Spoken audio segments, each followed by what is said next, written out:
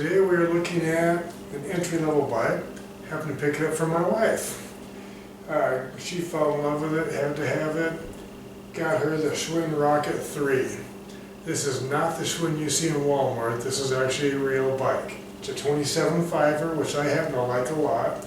I kind of guided her towards that best as I could, just because less rolling resistance than the 26s, not sitting quite so tall with the tall center of gravity like the 29s. I think these are really the way to go. Made a very small change to the bike already, just because the first ride out, she scored a goat head flat just for the area we live in. Personally speaking, I hate slime. Patches never stick to it, etc. I really hate when it sits and winds into the tire. It feels like an egg going around until it spreads out again in the mornings. Not my favorite product in the world. So, to take care of the problem for future use, we want some Mr. Tuffy tire liners on this thing. At the same time, pull the reflectors off, threw her lock mount on it just so that she can ride around the library, whatever, and not get her bike stolen. It is an entry-level bike, retails about 600 bucks on it.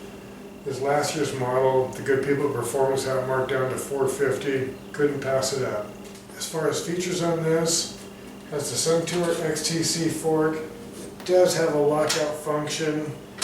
It's an entry-level bike, I grant it, so damping could be a little better, but then we start talking forks that cost more than this bike did, and for the way she rides, this is about the level she really needs to be at.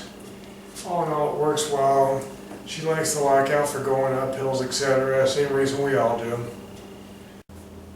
It's got the wider bars like on today's bike. It is a taper, a fat bar, it's not just the 7/8 job. 1.1/8" headset, pretty straightforward FSA headset. Tektro disc brakes seem to work pretty well.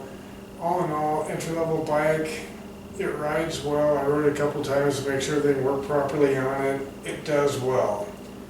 One thing I did notice I really like, the people at Performance, lifetime adjustments. As far as cables, that kind of thing goes. A lot of that we'll do right here in-house. I'll do it myself actually. But I thought that was kind of nice. The people at Performance did a great job as far as that goes too, or I wouldn't have bought the bike there. We can talk more about that later. That's a different thing for a different show actually, but they did good for it.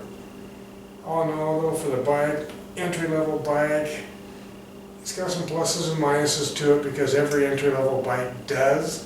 But for something in the $600 bike range, I think Schwinn put a nice package together and I think it's definitely worth it.